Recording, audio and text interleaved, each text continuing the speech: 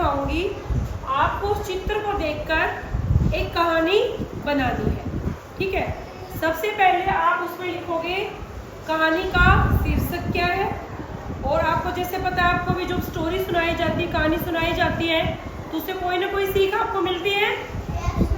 ठीक है, तो उस स्टोरी से जो आप कहानी बनाओगे, आपने क्या सीखा वो भी आपने लिखना है। तो चलो मैं आपको एक चित्र दिखा रही हूँ, देखो ध्यान से देखो चित्र को।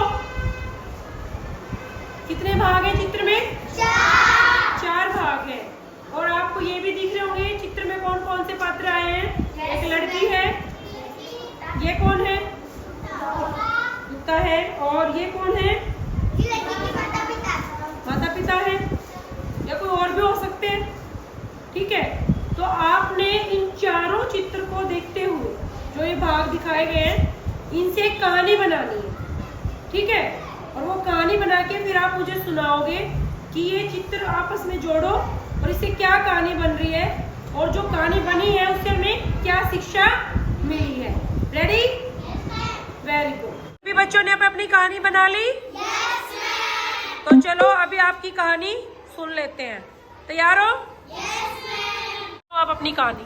एक लड़की टहल रही थी, तभी उसे एक कुत्ता दिखाई देता है। कुत्ते के हाथ पर चोट लगी थी, वह उसे उठाकर अपने घर ले जाती है और अपने मम्मी पापा को दिखाती है, तो उसके पापा उस कुत्ते के हाथ पर पट्टी कर देते हैं। उसके बाद वह कुत्ता बिना पेशाब खेलने लगता है। कहानी का शीर्षक क्या है? सबका भला। और कहानी से हमें सीख क्या मिली? हमें सबकी मदद करनी चाहिए। वेरी गुड, क्लैपिंग करो भाई। संध्या के लिए बहुत अच्छी रही है। चलो पृथ्वी, आप भी अपनी कहानी सुनाओ अब।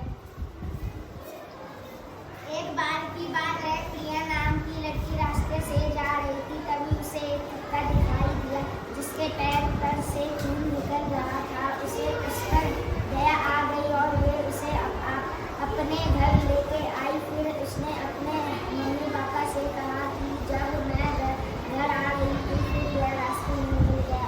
फिर उसके मम्मी पापा ने लेकर उसके चोट पर पट्टी लगा दी।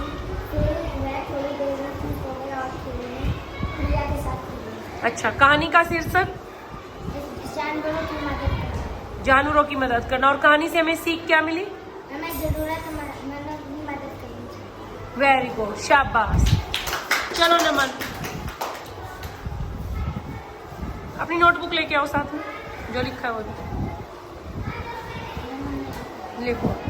याद ही हो गई। चलो सुनाओ। एक बार की बात है, आयशी नाम की लड़की घर आ रही थी।